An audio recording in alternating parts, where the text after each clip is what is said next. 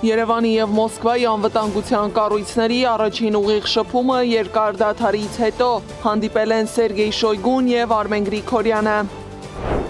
Գաղտնի փաստաթղթեր Արևմտյան Ադրբեջանի մասին, երբ մի կողմը խոսում է խաղաղության, մյուս կողմը սեփական նկրտումների մասին։ Խաղաղություն առանց խոստումների, նախաստորագրված փաստաթղթով, տարածքային հավակնություններով ու ցորենով երկրի գլխավոր դիվանագետը մեկնաբանել է Ադրբեջանի նախագահի խոսույթը։ Քննչական կոմիտեն հայտարարում է բացահայտվել է, իսկ ընդդիմությունը պնդում է հակառակը։ Քննչական կոմիտեի ղեկավարն ազգային ժողովում էր, օրակարգում կնճռոտ հարցեր էին։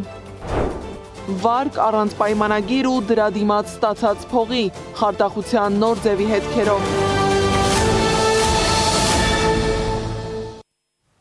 Բարի երեկո հարգելի հետևորդներ, եթերում ABC Newsroom-ն է, ես Աննա Սարգսյանն եմ։ Տևական դադարից հետո նոր շփում է տեղի ունեցել Երևանի և Մոսկվայի միջև անվտանգության ամենաբարձր մակարդակով։ Այսօր Մոսկվայում հանդիպել են Հայաստանի և Ռուսաստանի անվտանգության խորհուրդների քարտուղարներ Արմեն Գրիգորյանն ու Սերգեյ Շոյգուն։ Հանդիպումը կայացել է ԱՊՀ անդամ պետությունների անվտանգության խորհրդի քարտուղարների հավաքի շրջանակում։ Ռուս պաշտոնյան հայտարարել է, որ Մոսկվան ձգտում է Հայաստանի և Ադրբեջանի միջև իրադրության կայունացման, նաև հայ-ադրբեջանական հարաբերությունների կարգավորման։ Ռուսաստանի ներդրումը հայ-ադրբեջանական հարաբերությունների կարգավորման գործում շատ զգալի է։ Այս ամբողջ ընթացքում Ռուսաստանը արել է ամեն ինչ վիճակի կայունացման համար, եւ ահա վերջապես խաղաղությունը եկել է տարածաշրջան։ Արմեն Գրիգորյանն էլ իր հերթին խոստացել է գործընկերներին ներկայացնել տարածաշրջանում իրավիճակի մանրամասները։ Այս հանդիպումն առանձնահատուկ է նրանով, որ սա Երևանի և Մոսկվայի անվտանգության կառույցների առաջին ուղիղ շփումն է երկար դադարից հետո, այն շրջանում, երբ հայ-ռուսական հարաբերությունները շարունակում են մնալ լարված և անորոշ բունում։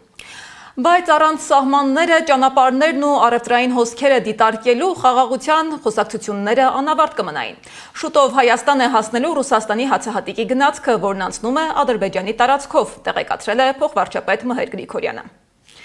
Բայց խաղաղության կառուցումը միայն անվտանգության և բանակցությունների մակարդակով չի սահմանափակվում։ Հայ-ռուսական շփումների և ռուսական հացահատիկի Հայաստան առաքման ֆոնին արտգործնախարար Արարատ Միրզոյանը հիշեցրել է, որ կարևոր է չանտեսել նաև Բաքվի այսպես կոչված կառուցողական քայլերը։ Օրբելի կենտրոնում տեղի ունեցած քննարկման ընթացքում նշել է, որ արդեն ձեռք բերված ու առաջիկայում սպասվող պայմանավորվածությունները պետք է միաժամանակ ձեռնտու լինեն Հայաստանին, Ադրբեջանին և տարածաշրջանի մյուս երկրներին։ Նրա խոսքով հենց այս հավասարակշռվածությունը կարող է ապահովել երկարատև ու կայուն խաղաղություն։ Բոլոր փաստաթղթերի, բոլոր գործընթացների շուրջ կա մի հսկայական կոնսպիրոլոգիա, դավադրաբանական տարբեր վարկածներ, մանիպուլյացիաներ հաճախ միտումնավոր, որոնք կարող են որոշակի հոգեբանական հիմք ունենալ երկրի ներսում, կարող են նաև որոշակիորեն ուղղորդված լինել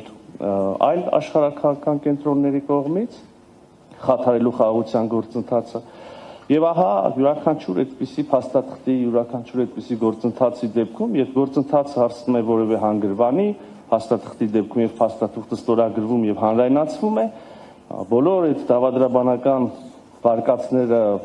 հոդս են ցնդում, բնականաբար, որտեղ մարդիկ կարող են ուղղակի կարդալ ինչ որ ստորագրված է եւ հրապարակված է, եւ վերջում մնում է մի հարց. լավ, չկա էս սպառնալիքը, լավ, չկա այն վարկածը, բայց ինչ երաշխիք, որ այս ամեն ինչը կգործի։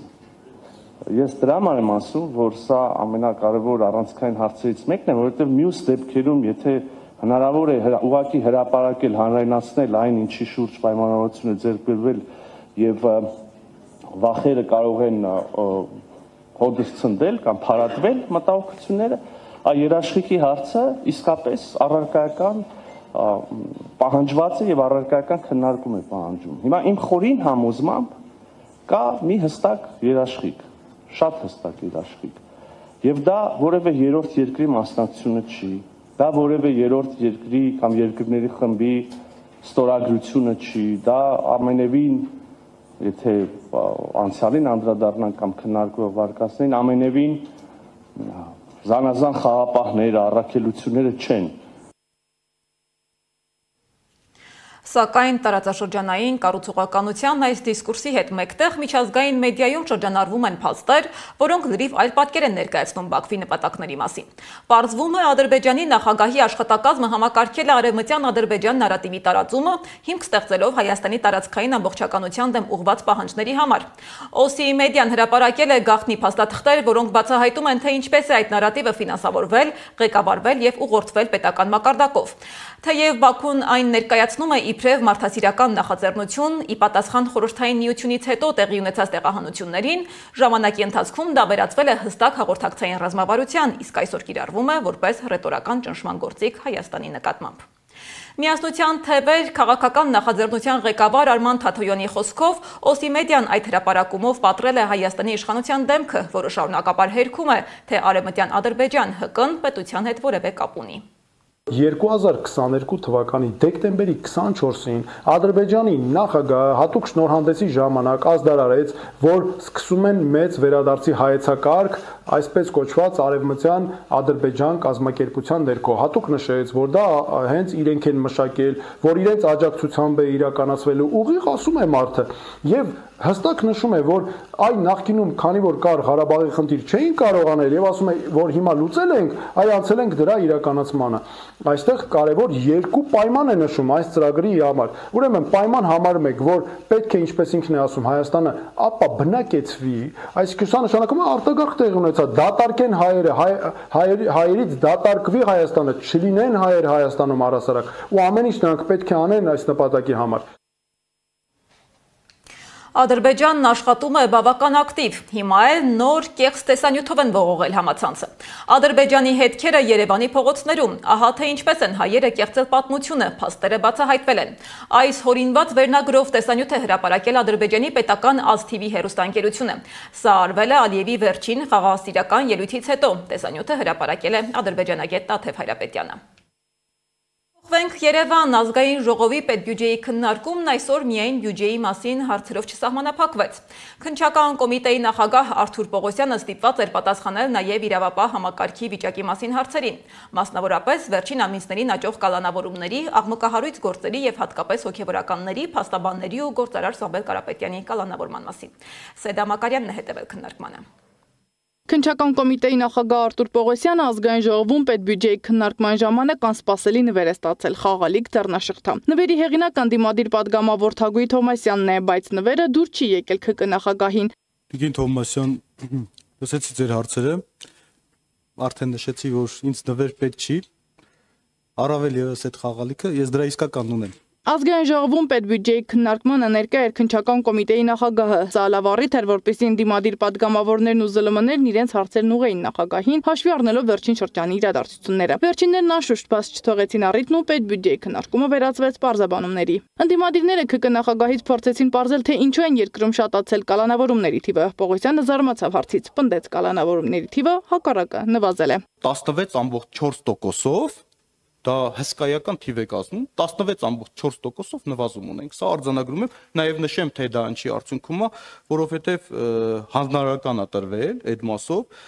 որ հարուցել միայն բացառիկ դեպքերում եւ խիստ անհրաժեշտության դեպքում։ Դրանից հետո ընդդիմադիրները որոշեցին խոսել հստակ օրինակներով, հիշատակելով կալանավորված հոգեվորականներին, փաստաբաններին եւ գործարար Սամվել Կարապետյանին։ Լավ անչափահասի նկատմամբ բռնությունը կիրառում են, հետո տանում են կալանքի։ Նրա ճակատագրի վրա խարան են թողնում, բայց ամեն ինչը չեք հաշվարկում։ Անչափահաս երեխան, որ դուրս է եկել հրապարակ, ինքը գնացել է բռնության ենթարկել Կարմիր բերետավորին, որի համար ալֆա ջոկատին դուք այդտեղ հատուկ նշում եք, որ հատուկ ստորաբաժանման նկատմամբ բռնություն։ Անչափահաս երեխան Սարոխանյանի զոքանչը մեկ էլ փաստաբան Ռուբեն Մխիթարյանը գնացել էին ալֆա ջոկատին ծեծելու։ ՔԿ նախագահը բոլոր դեպքերի վերաբերյալ ուներ իր մեկնաբանությունը։ Օրինակ փաստաբան Ռուբեն Մխիթարյանի վերաբերյալ նշեց, որ վերջինս ըստ իր տեղեկությունների որոշ գործողություններ է իրականացել Գյումրիում տեղի ունեցած ակցիայի ժամանակ։ Պարոն Պողոսյան, ձեզ համար ծիծաղալու չէ ձեր պատասխանը Ռուբեն Մխիթարյանի մասով։ ասում եք բան արել, ասես տակից մի բան արել, հետո ձեռքերը բարձրացրել։ Ամբողջ ընթացքում տեսանյութերում երևում է այդ մարդը կամ ասում է հանգիստ կամ ինչ որ ձեռքերը sense բարձրացրած, ոչ թե ձև է տալիս, որ հետո ալիբի ունենա, ասի ձեռքերս բարձրացրացում, այլ ամբողջ տեսանյութը դրա մասին էր։ Լրագրողները եւս փորձել են պարզել, թե ինչու են վերջին ամիսներին կալանավորման դեպքերն աննախադեպ աճել։ Պողոսյանը նորից պնդեց, բոլոր դեպքերում ինքը հանցակազմ է տեսնում։ Դուք ինձ հիմա մեղադրանքի էությունը ասում եք պարզաբանի։ Մեղադրանքի մեջ ամեն ինչ արտացոլված է։ Կներեք ավարտեմ։ Դա էլ է հանցագործություն։ Ձեր պաշտոնի նկատմամբ։ Հիմա մենք ասում ենք մեր ձևով ձեզնից հարցազրույց ենք վերցնելու։ Մեզ էլ եք։ Դուք ով եք։ Ես լրագրող եմ։ Հա։ Ըստ ձեզ դա բավարար է։ Դե հիմա նույնն է ասել Հարգելի լրագրող, հիմա ես հարցազրույց է տվել, դուք այդ մարդուն կանոնավորել եք։ Հարգելի լրագրող, դե լսեք ձեր հարցը տվեցիք, լսեք։ Սա կապված է սուբյեկտը, իրադրությունը, խոսքերը, մեր ունեցած տեղեկությունները, բազմաթիվ գործոններ կան։ Փարաքարի սպանություններն էլ ըստ Պողոսյանի ամբողջությամբ բացահայտված է, չնայած ընդդիմադիր պատգամավորների կասկածներին։ Եթե փետրվարի 5-ի սպանությունը բացահայտված լիներ լրիվ եւ ամբողջությամբ եւ որևէ կասկած չմնար եւ կողմերը բողոք չունենային, գուցե Վալոդիա Գրիգորյանը այսօր լիներ կենթանի եւ վերջին նախադասությունը։ Նույն փետրվարի 5-ի դեպքի առիթով այսօր ձեր մոտ սպանության օժանդակության կասկածանքով կալանավորված անձը լրատվամիջոցների հետ զրույցում բողոքում էր քննության ընթացքից։ Նա էլ էր խոսում որոշակի պատվիրատուների մասին։ Ապա անդրադարձան գաղտնալսումներին եւ գաղտնի նկարահանումներին։ Պողոսյանը պնդեց, գաղտնի նկարահանումը պարտադիր չի, որ իրավապահ համակարգն իրականացնի։ Գուցե միջադեպի մասնակիցներից մեկն է հրապարակել։ Մենք ունենք բազմաթիվ դեպքեր, երբ որ, չգիտեմ, օրինակ, չգիտեմ, որևիցե միջադեպի մասնակիցները մեկը մյուսն է հրապարակի։ Դուք ինչի այդ վարկածը, դուք սևեռվել եք, մենք կստուգենք այդ վարկածը։ Ես չգիտեմ, մենք ունենք ընդամենը հրապարակված տեսաձայնագրություն, բայց չգիտենք դա երբ է կատարվել, ով է կատարվել, ինչ հանգամանքներում է կատարվել, ոնց է հայտնվել։ Ուսումնասիրում եք, չեք կանխում, չեք գտնում են Ես որ նման բաներ։ ճիշտ ասած քննչական կոմիտեն դեպքերով զբաղվում է։ Իրավապահների գործն է, այսինքն եթե նույնիսկ Դե ո՞նց կարան կանխեն օրինակ, ինչը կանխեն, նկարելը։ ՔԿ նախագահը վերջում հավելեց, միայն ընդդիմադիրների դեմ չէ, որ հաղորդումներ են ստանում, Հովանավանքի գրավման մասին հաղորդում են ստացել։ Հաղորդումը սահմանված կարգով ընթացք է լուծվել, հիմա այս պահին ճիշտ ասած որքան տեղյակ եմ, վարույթ չի նախաձեռնվել։ Սադամակարյան, Գեգամ Ղազարյան, ABC Media։ Պողոսյանը պնդում է, թե Փարաքարի համայնքապետի աղմկահարույց սպանությունը բացահայտված է, սակայն համայնքում լարվածությունը դեռ պահպանվում է։ Ախտոյանների ընտանիքը, որին մերձավանից հեռացնելու պահանջով համայնքի բնակիչները ստորագրահավաք էին սկսել, հեռացել են գյուղից։ Մեծ զրույցում ասել է Փարաքարի նոր ղեկավար Օնիկ Ախվերդյանը։ Իսկ վերջին շաբաթվա ամենակննարկված թեման երեկամյա Տիգրանի սպանությունն է։ Սահմռկեցուցիչ սպանության մասին հայտնի դառնալուց հետո Գեղարքունիքի մարզպետարանում նիստ է եղել սպանված երեխայի ծնողներին ծնողական իրավունքի զրկելու հարցով։ Փորձագետները որոշել են, որ սպանված երեխայի քրոջն ու 3 եղբայրներին պետք է տեղափոխել Հայ օգնության ֆոնդի երեխաների պաշտպանության կենտրոն։ Հիշեցնեմ, որ երեխային սպանել է հայրը խեղդելով։ Շարունակելով հանցագործությունների թեման, պատկերացրեք մի օր պարզում եք, որ վարկ ունեք, բայց ոչ մի պայմանագիր չեք ստորագրել, որևէ բանկ չեք այցելել, այդ փողն էլ երբեք չեք տեսել, բայց բանկից զանգում են ձեզ և հորդորում վճարել պարտավորությունը։ Վերջին ամենաթարմ դեպքը տեղի է ունեցել Յունիբանկի մասնակցությամբ, քննչական կոմիտեն արդեն ուսումնասիրում է գործը։ Կենտրոնական բանկի նախագահն էլ ասում է, անընդհատ միջոցառումներ են ձեռնարկում ֆինանսական զեղծարարությունների դեմ։ Պարզվում է նույնիսկ կեղծել են նախագահի տեղակալի ստորագրությունը։ Դիտենք դեպքի մանրամասները։ Վարկ առանց վարկառուի։ Թվում է անհնար է, բայց Հայաստանում նման դեպքեր են գրանցվել։ Քաղաքացիները հայտնվում են պարտքի բեռի տակ, առանց երբևէ բանկ մտնելու կամ վարկային պայմանագիր ստորագրելու։ Իսկ ինչպես է դա հնարավոր։ Տեխնիկական անփութություն է, բանկային համակարգի բացեր, թե պարզապես խարդախություն։ Օրեր առաջ Լուսավոր Հայաստան կուսակցության փոխնախագահ Դավիթ Խաժակյանը Facebook-յան իր էջում բացահայտել է նման դեպքերից մեկը, որը ըստ նրա տեղի է ունեցել Յունիբանկում։ Նրա խոսքով բանկի հաճախորդներից մեկը առանց իր վարկային պարտավորություն է ստացել, իսկ երբ փորձել է պարզել մանրամասները, ըստ նրա ստացել է անպարկեշտ պատասխան։ Ինձ դիմել է քաղաքացին, ում զանգահարել են Յունիբանկից եւ տեղեկացրել, որ իր անունով վերցվել է վարկ, բավականին խոշոր գումարի եւ որ բանկին հայտնի է, որ այդ վարկը ձևակերպվել է զեղծարարության արդյունքում, հորդորում են քաղաքացուն, որպեսզի նա դիմի իրավապահ մարմիններին հանցագործության մասին հաղորդում ներկայացնի, այլապես իր տվյալները կուղարկվեն համապատասխան բյուրո եւ դա կազդի վարկային պատմության վրա։ Քննչական կոմիտեից մեզ հայտնեցին, որ դեպքի առթիվ հաղորդում է ստացվել մասնավոր ոլորտում ծառայողական լիազորությունները կամ դրանցով պայմանավորված ազդեցությունը չարաշահելու հիմքով։ Կենտրոնական բանկի նախագահ Մարտին Գալստյանը տեղյակ է միջադեպից։ Պնդում է, որ բոլոր երկրների ֆինանսական համակարգերում տեղի են ունենում նման միջադեպեր։ Մենք անընդհատ ենք միջոցառումներ ձեռնարկում, Յունի բանկի кейսով եւ մյուս кейսերով անընդհատ նայում ենք։ Խարժակյանի գրառումը ես տեսել եմ, ինչ մասն է, մեր վերահսկողական թիմը աշխատում է Յունի բանկի հետ սպայդրությամբ։ Ի պատասխան բարձրացված աղմուկի Յունի բանկը հերքում է մեղադրանքները, հայտարարելով, որ գործում է օրենքի եւ ներքին կանոնակարգի շրջանակում։ Բանկը գործում է օրենքին եւ իր ներքին կանոնակարգերին համապատասխան, հետեւողականորեն պաշտպանելով իր հաճախորդների շահերը։ Մենք չենք տեսնում միջնորդների ներգրավման անհրաժեշտություն հաճախորդների հետ հարաբերություններում, ուստի նախընտրում ենք չմեկնաբանել վիրավորական մեղադրանքներ պարունակող գրառումները։ Վերջին շրջանում բանկային ոլորտում նման բողոքներն աճել են։ Մի քանի ամիս առաջ էլ քաղաքացիները բողոքի ակցիա էին կազմակերպել կառավարության շենքի առջև, պահանջելով վերանայել վարկային քաղաքականությունը, սակայն մինչ օրս կառավարությունը խնդրին համակարգային լուծում չի ներկայացրել։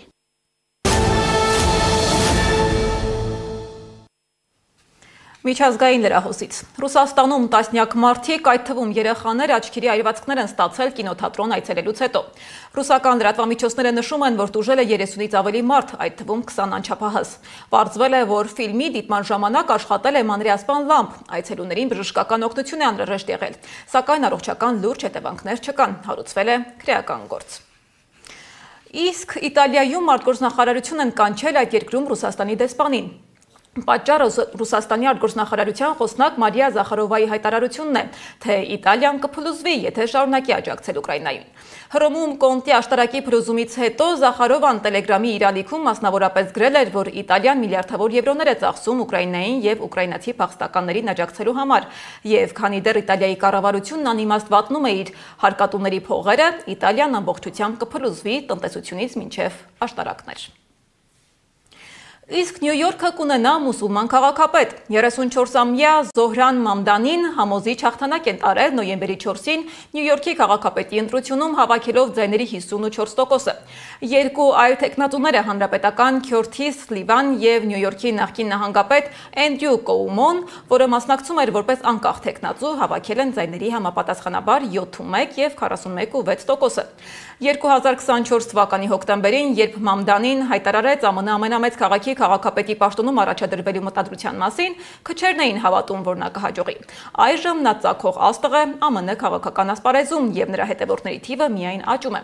Քաղաքական գործիչը ծնվել է Ուգանդայում, նրա ծնողներն ունեն հնդկական արմատներ։ Նրա մայրը կինոռեժիսոր է, իսկ հայրը ակադեմիկոս։ Երբ Զոհրան Մամդանին 5 տարեկան էր, նրա ընտանիքն